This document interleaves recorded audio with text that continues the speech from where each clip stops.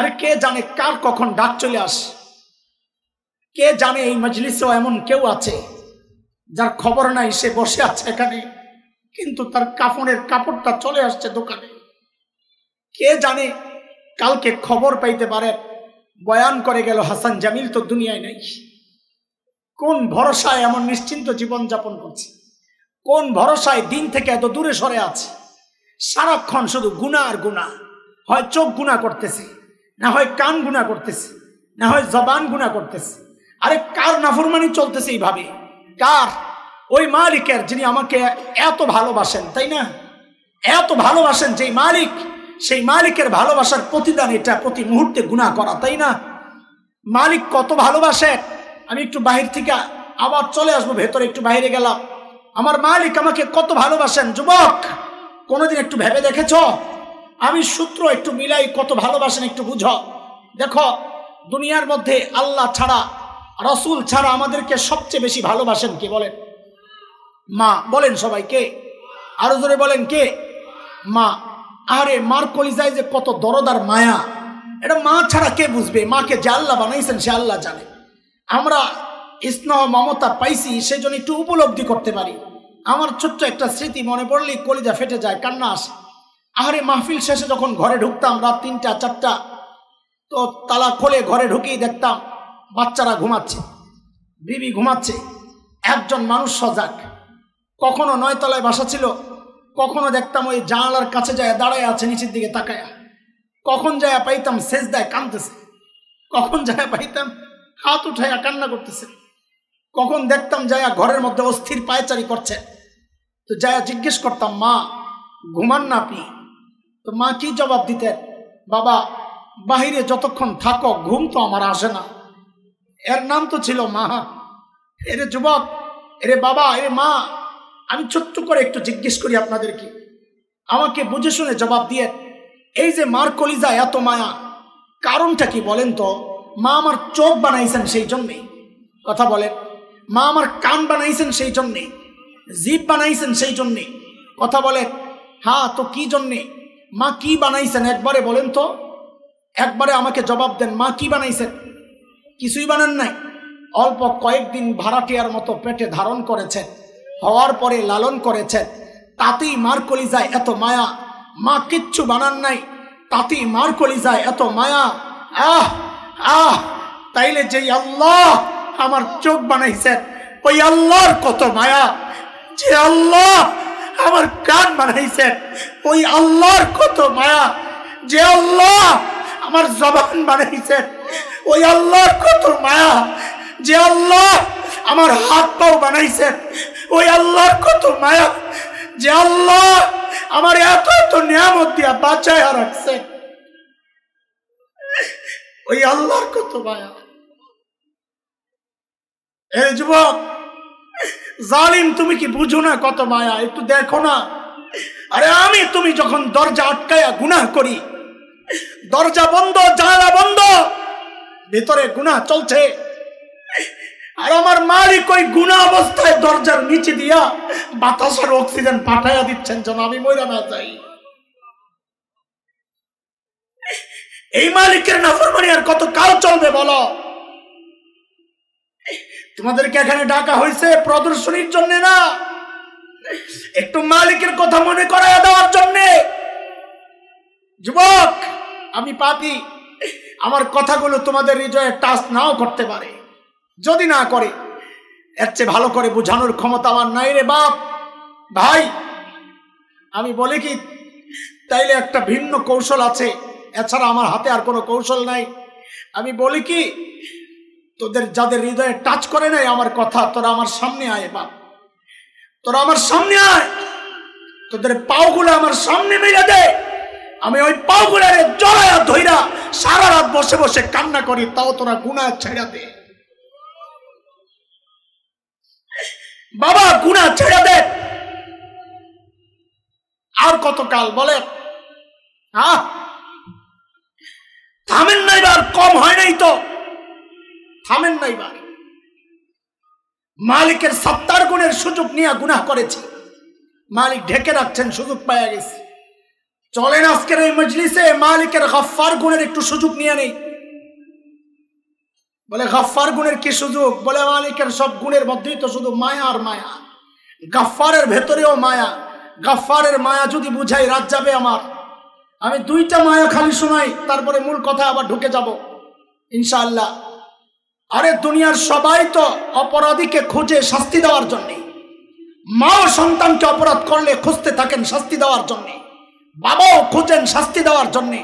দুনিয়ায় সবাই অপরাধী খুঁজেন শাস্তি দেওয়ার জন্যে।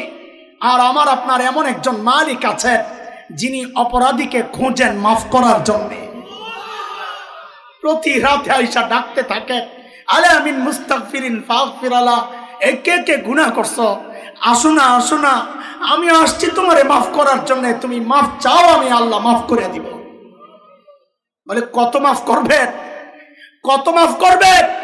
হাদিসের কথা, শয়তান যখন আল্লাহকে চ্যালেঞ্জ করেছে, আল্লাহ আপনার বান্দাকে আমি মৃত্যু পর্যন্ত তাকে গোমরাহ করতেই থাকবো, করতেই থাকবো, করতেই থাকবো। তো আল্লাহর জবাবের ঢংটা ছিল এমন, শব্দ হুবহু এক টানা। আল্লাহর জবাবের ঢংটা ছিল এমন, ও শয়তান তোর হুমকি ধমকি কি শেষ? বলে হ্যাঁ শেষ। বলে তোর কথা যদি শেষ হয় তো এইবার আমারটাও শোন। আমার বান্দারে তুই গোমরাহ করতেই থাকবি, করতেই থাকবি, তো আমারটাও শোন। আমিও আমার বান্দারে মাফ করতেই থাকবো, করতেই থাকবো, করতেই থাকবো। আসে আজকে গফফার মালিকের দরবারে একটু চোখের পানিরে পুঁজি বানায়া সারা জিন্দিগির গুনাহগুলা মাফ করে এখান থেকে যাই ইনশাআল্লাহ। ঠিক আছে ইনশাআল্লাহ। চলেন আমরা আবার চলে আসি। ওই যে সাহাবায়ে কেরামের পরিবর্তন ছিল মানব ইতিহাসের সবচাইতে খারাপ, হয়ে গেল সবচাইতে ভালো। আবার আমার সাথে যুক্ত হন আপনারা, বলেন এই পরিবর্তনটা কিসের ছোঁয়ায়? সবাই একযোগে আওয়াজ বড় করে বলতে হবে, তাইলে আমার কথা আগানো সহজ হবে। বলেন কিসের ছোঁয়ায়? সবাই বলেন কিসের ছোঁয়ায়? দুইটা জিনিসের ছোঁয়া। এক হচ্ছে নববী শিক্ষা, আর এক হচ্ছে নববী আদর্শ। এক হচ্ছে নবীর চরিত্র জীবন, আরেক হচ্ছে কোরআনী শিক্ষা, দ্বীনি শিক্ষা। ওই যে বলেছিলাম সমস্যা কয়টা, সমাধান কিয়ামত পর্যন্ত। মনে রাখেন একটা কথা, মূল কথা এটা, পয়েন্ট। কিয়ামত পর্যন্ত দুনিয়ার যত সমস্যা দেখবেন, সব সমস্যার পেছনের মূল সমস্যা দুইটা। এক হচ্ছে দ্বীনি শিক্ষা পায় নাই, আরেক হচ্ছে নববী আদর্শ থেকে দূরে চরিত্র নষ্ট। দুনিয়ায় যত সমস্যা আছে সব সমস্যার মূলে এই দুইটা, আর সব সমস্যার সমাধানও ওই দুইটা। এক নবীকে আল্লাহ যে জন্য পাঠাইছেন কোরআনের শিক্ষক বানাইয়া, সমস্ত সমস্যার সমাধানও কোরআনী শিক্ষার মধ্যে, নববী শিক্ষার মধ্যে। সমস্ত শিক্ষার সমস্ত সমস্যার সমাধানও নববী আদর্শের মধ্যে। এই আমাকে একটু জবাব দেন আপনারা, সাহাবায়ে কেরাম যে কোরআন ধরে সর্বশ্রেষ্ঠ মানুষ হইছেন, ওই কোরআন কি আল্লাহ আসমানে উঠায় নিছে? আমাকে জবাব দেন, আছে কোরআন? ও একটু দুর্বল হয়ে গেছে, তাই না? হ্যাঁ, পাওয়ার নষ্ট হয়ে গেছে। তাইলে আমাদের ওই তিন কথা বের করেন, সাহাবীদের তিন কথা শেষ ছিল কি, হইল কি? এই পরিবর্তন কিসের ছোঁয়ায়?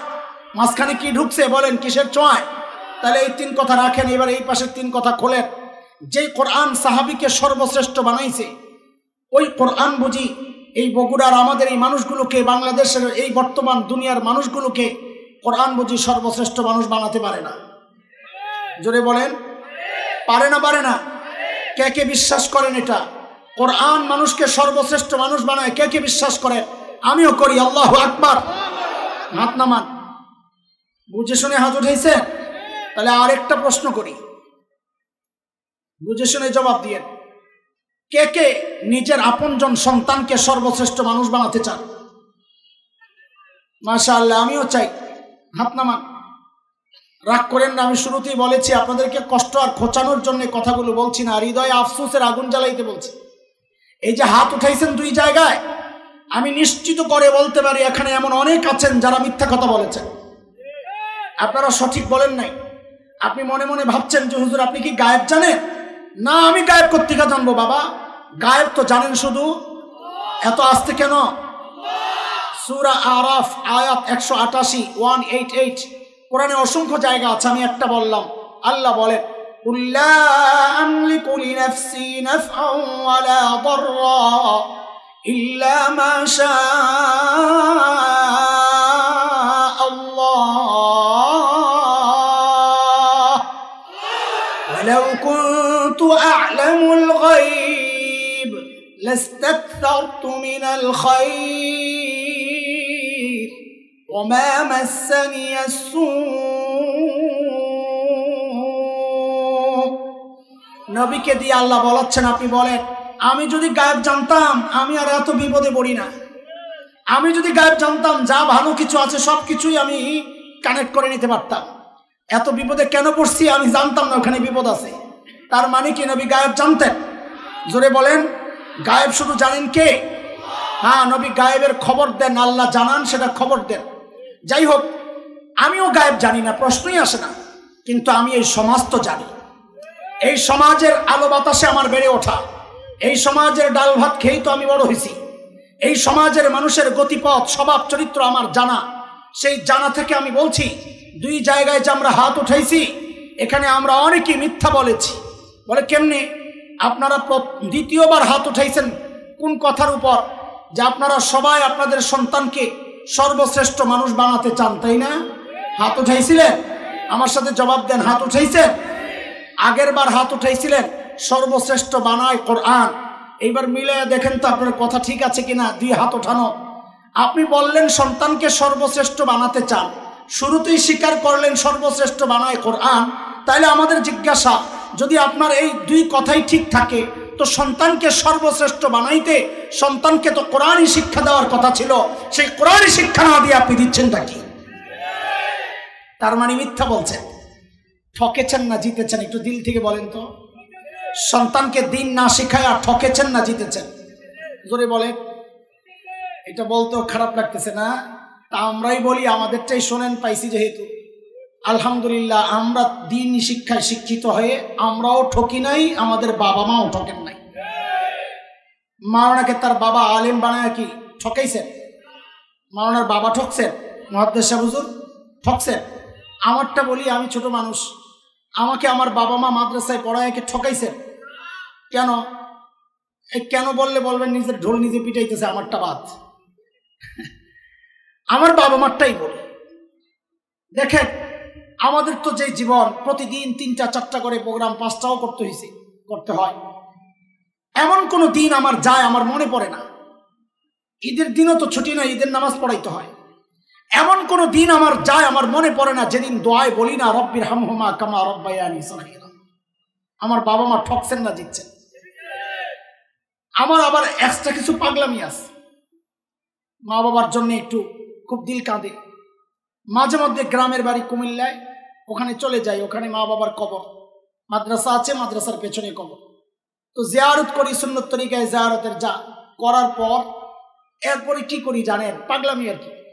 দুইজনের কবর একসাথে, তো দুইজনের মাথার কাছে যায় চুপচাপ বসি আর চিন্তা করতে থাকি, আহারে এখন তো মন চাইলেই মাথায় একটু তেল লাগাইতে পারতেছি না, মন চাইলেই তো একটু মাথাটা টিপে দিতে পারতেছি না। চলে গেছেন দূরে, চাইলেই তো একটু হাত পাও টিপে দিতে পারতেছি না। যেই পাওগুলো আমার বাবা ব্যথা করছেন, আমার ভবিষ্যতের কথা চিন্তা করে। হ্যাঁ, এখন তো চাইলেই একটু এই শীত গেল একটা কম্বল দিয়ে দিতে পারতেছি না। তো কি করি? ওই দুইজনের মাথার কাছে বসে বসে ওস্তাদকে যেমন পড়া শোনাইতাম কোরআন শরীফ, ওইভাবে বসে বসে কিছুক্ষণ তিলাওয়াত করি। এটা মনের আবেগ। তিলাওয়াত করে ওঠার সময় শুধু চোখের পানি ফেলে ফেলে আল্লাহকে বলি, সবসময় এই আমলটা করি, ও আল্লাহ, এই যে তোমার কালামের তিলাওয়াত করলাম, ও মালিক, এই মানুষগুলোর ওসিলায় তারা আমাকে কোরআন শিখাইছেন, তাই এখন তিলাওয়াত করি। ও মালিক, দুনিয়া থেকে বিদায় নেওয়ার সময় আমাকে যারা তোমার সাথে জুড়ে দিয়ে গেছেন, ও আল্লাহ, আজকে তোমার কাছে আমার চাওয়া, তারা আজকে বড় অসহায়, একা, তারা যেন তোমার রহমত থেকে বিচ্ছিন্ন না হয়ে যায়। রব্বির হামহুমা কামা রব্বায়ানি সগীরা। বলেন, আমার মা বাবা জিতছেন না ঠকছেন? বলেন, আমার মা বাবা জিতছেন না ঠকছেন? আপনারা যারা সন্তানকে দিন শেখান নাই, বাহিরে এসে ভাব নেন অনেক ভালো আছেন, কিন্তু আমরা জানি আপনারা ভালো নাই। কেন? কেন? আমি দুইটা কথা বলে শেষ করছি। কেন? এই কিছুদিন আগে পত্রিকায় রিপোর্ট আসছে, আমার কাছে পত্রিকার কাটিং আছে, কাটিং কি রিপোর্ট করেছে? সাংবাদিকরা লিখেছে উচ্চ শিক্ষার হার যত বাড়ছে, এই উচ্চ শিক্ষা বলতে কি মাদ্রাসা শিক্ষা, কোরআনী শিক্ষা, জেনারেল শিক্ষা, উচ্চ শিক্ষার হার যত বাড়ছে সন্তানের সাথে বাবা মার দূরত্ব তত বাড়ছে। কথাটা কি মিথ্যা? এই কথার চরম বাস্তবতা আপনি বৃদ্ধাশ্রমে গেলে টের পেবেন। কোথায় কোথায়? আমি আপনাকে প্রুফ দিচ্ছি। গত রোজার ঈদের আগের রোজার ঈদের দিন টেলিভিশনওয়ালারা বৃদ্ধাশ্রমে গেছে, ডকুমেন্টারি করবে বৃদ্ধারা বুড়া বুড়ি কিভাবে ঈদ উদযাপন করে আশ্রমের। আহা, সাংবাদিকরা আমাকে একজন ভিডিও ক্লিপ পাঠাইছে মোবাইলে। সাংবাদিকরা প্রশ্ন করে মুখ ফিরায় নেয় লজ্জায়। আপনারা ভাবছেন তারা কোনো অসহায় ফ্যামিলির? না না, ওই বুড়া বুড়ি এলিট শ্রেণীর, হাই সোসাইটির, নিজেরাও উচ্চশিক্ষিত, বড় চাকরি করেছে। আরে এক বুড়ির সাক্ষাৎকার আছে আমার কাছে আলাদা। সেই বুড়ি জাতিসংঘে চাকরি করত, এখন বৃদ্ধাশ্রমে। সন্তানের কথা জিজ্ঞেস করে লজ্জায় মুখ আরেক দিকে ফিরায়, চোখের পানি ওদের ভেতরের কষ্টগুলো প্রকাশ করে দিচ্ছে। বিশ্বাস করে আমি তো মানুষ হওয়ার কারণে, মনুষ্যত্বের কারণে ওই বুড়া বুড়ির চোখের পানি দেখে আমারও ঝরঝর করে চোখের পানি পড়তেছিল। আহারে কি অসহায় জিন্দিগি। আজকের এই আনন্দের দিনে আপনজন কেউ ধারে কাছে নাই। কিন্তু বিশ্বাস করেন, একটা বিষয় কল্পনা করে গর্বে আমার বুকটা ফুলে গেছে। কি সেটা জানেন? খুব কঠিন সূক্ষ্ম কথা, সূক্ষ্ম বিষয়। ওই বুড়া বুড়ি যখন নিজেদের সন্তানদের পরিচয় দিচ্ছিল, কেউ ইউরোপ থাকে, আমেরিকা থাকে, অস্ট্রেলিয়া থাকে, কানাডা থাকে, এই পরিচয় দেওয়ার সময় একজন বুড়িকেও বলতে শুনি নাই আমি হাফেজের মা। একজন বুড়াও বলেন নাই আমি আলেমের বাবা। এটা হাফেজ আলেমের বাবা বলতে পারেন না, কারণ তাকে শেখানো হয় তোমার মায়ের পায়ের কাছে তোমার জান্নাত। তাকে শেখানো হয় তোমার বাবা মাই তোমার জান্নাত, তোমার বাবা মাই তোমার জান্নাত। তাকে শেখানো হয় সেই জান্নাতকে বৃদ্ধাশ্রমে রাখতে পারে না। ঠকছি না জিতছি? আসল চূড়ান্ত ঠকা রয়ে গেছে হাসরের মাঠের। যেই সন্তানের কেরিয়ার চিন্তা করে নিজের কেরিয়ারটা শেষ করছেন, সেই সন্তান কিন্তু জুলুমের বদলা নিবে। আল্লাহর আদালতে দাঁড়ায় নালিশ করবে। সূরা আহজাবে আসছে, সন্তান অধীনস্থরা দাঁড়ায় আল্লাহর সামনে বিচার দিবে। বিচার কি? রব্বানা ইন্না আতানা সাদাতানা ওয়া কুবারাআনা ফাআদাল্লুনা আস-সাবিলা রব্বানা আতিহিম ضعفين من العذاب والعنهم لعنا كبيرا। আল্লাহ আমাদের বাবা মা, আমাদের মুরব্বী, আমাদের বড় ভাই, আমাদের অভিভাবক, আমাদের নেতা, আল্লাহ তাদের অনুসরণ দুনিয়ায় করেছিলাম। আজকে আমার এই দুর্গতি, তারা আমাকে পথভ্রষ্ট করেছে। আমি এখন ডাবল শাস্তি চাই। ডাবল শাস্তি কেন? তাফসীর পরে বুঝেন, আগে এইভাবে বুঝেন। আমাকে খাওয়ানোর দায়িত্ব ছিল, খাওয়ায় নাই, এক অপরাধ। বিষ খাওয়াইছে, আরেক অপরাধ। এবার তাফসীর বুঝেন। আমাকে দিন শেখানোর দায়িত্ব ছিল, শেখায় নাই, এক অপরাধ। বদ্দিনই শিখায়া আমাকে নাস্তিকতার দিকে ঠেলে দিয়েছে, আরেক অপরাধ। এই দুই অপরাধের কারণে আমি ডাবল শাস্তি চাই। আহারে, যেই সন্তান পড়ার কথা রব্বির হামহুমা কামা রব্বায়ানি সগীরা, সেই সন্তান আল্লাহর সামনে বলছে ওয়াল আনহুম লানান কাবীরা, আজকে ওদেরকে আপনার রহমত থেকে দূরে, বহু দূরে সরায়া দেন। নাউযুবিল্লাহি মিন যালিক। ঠকছেন না জিতছেন? বলেন কয় জিতছে? হ্যাঁ, যারা মাদ্রাসায় নিজের সন্তানকে, শুধু মাদ্রাসা না, মাদ্রাসা ছাড়াও যদি সন্তানকে দিন শেখায়, সেও ঠকে নাই। আলহামদুলিল্লাহ, দিন শেখানো মাকসাদ। এই জন্য আপনাদের কাছে আজকের এই প্রোগ্রাম থেকে আমরা এই শেষ মেসেজটুকু দেওয়া যাইতে চাই। বলেন কয় কথার বয়ান হয়েছে আজকে? কয় কথা? কয় প্যাকেট? প্রথম প্যাকেটে কয় কথা? কাদেরকে নিয়ে? বলেন ওরা ছিল কি, হইল কি মাঝখানে? তো বলেন সাহাবীদের জীবনের এই পরিবর্তনটা ছিল সবচেয়ে খারাপ মানুষ, হইল সবচেয়ে ভালো মানুষ। এই পরিবর্তনটা কিসের ছোঁয়ায়? কিসের ছোঁয়ায়? রাখেন সাহাবীদের 3 কথা, এবার আমাদের 3 কথা আনেন। সাহাবীরা যেই অপরাধগুলো ইসলাম কবুল করার কারণে ছাড়লেন, আমরা সেই অপরাধগুলোরে ধরলাম। সাহাবায়ে কেরাম যেই কোরআন ধরে এগিয়ে গেলেন, আমরা সেই কোরআনকে ছাড়লাম।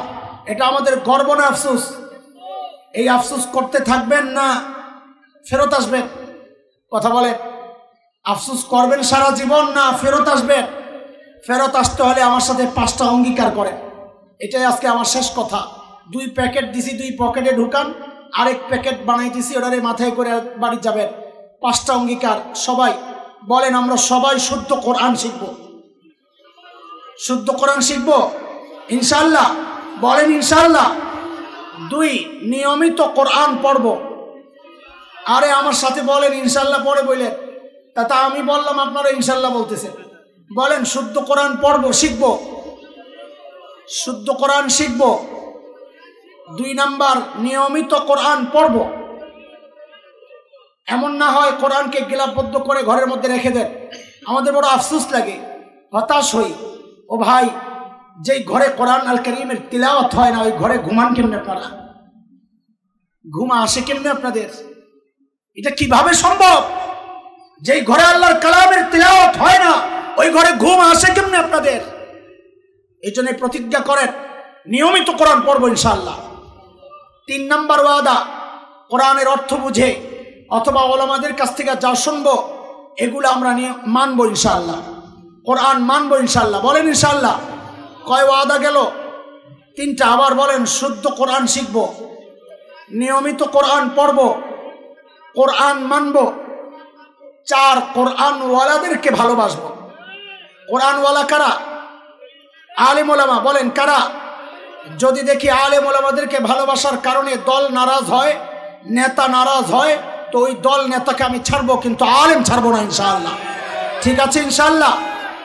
5 নাম্বার, কোরআনি প্রতিষ্ঠান যেখানেই পাবো তার পাশে দাঁড়াবো ইনশাআল্লাহ।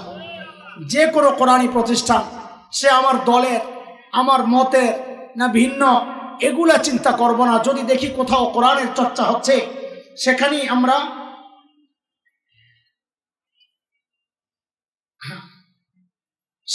আমরা সহযোগিতার হাত বাড়াবো ইনশাআল্লাহ। ঠিক আছে ইনশাআল্লাহ। যে কোনো জায়গায় দ্বীনি কাজ হইলে এই দ্বীনি কাজের সহযোগী হব ইনশাআল্লাহ। কে কে আমরা দ্বীনি কাজের সহযোগী হব? একটু হাত উঠাই তো দেখি। সবাই হাত উঠাই। সবাই হাত উঠাইছেন? মাশাআল্লাহ। কেউ হাত নামায়েন না, কেউ হাত নামাবেন না। আচ্ছা, আবার নামান, কষ্ট হবে। আবার ওঠান, আবার নামান, আবার ওঠান। ব্যায়াম করাইতেছি, আমি উপকার না করতেছি। এইবার নামায়া কিন্তু আর নিচে রাখেন না। এইবার নামায়া সবাই নিজের প্রত্যেকের পকেটে হাত দেন। নিজের হাত নিজের পকেটে। আবার মাইটের খায়েন না। হাত দিছেন? সবাই নিজের পকেটে হাত দিয়ে আমাদের প্রত্যেকের সামর্থ্য অনুযায়ী পকেট থেকে কিছু বের করি। কোরআনি প্রতিষ্ঠান, কোরআনি জলসা, কোরআনি মাহফিল, এগুলোর সহযোগী হবেন, ওয়াদা দিয়েছেন আমারে। এখন এই ওয়াদা অনুযায়ী প্রত্যেকে নিজের পকেটে হাত দেন। আমাদের স্বেচ্ছাসেবকরা লাল ব্যাগ নিয়ে ঢুকে যাচ্ছে, আপনারা চারদিক থেকে খেয়াল করেন, ওদেরকে ফলো করেন। ওরা আসলেই ওর মধ্যে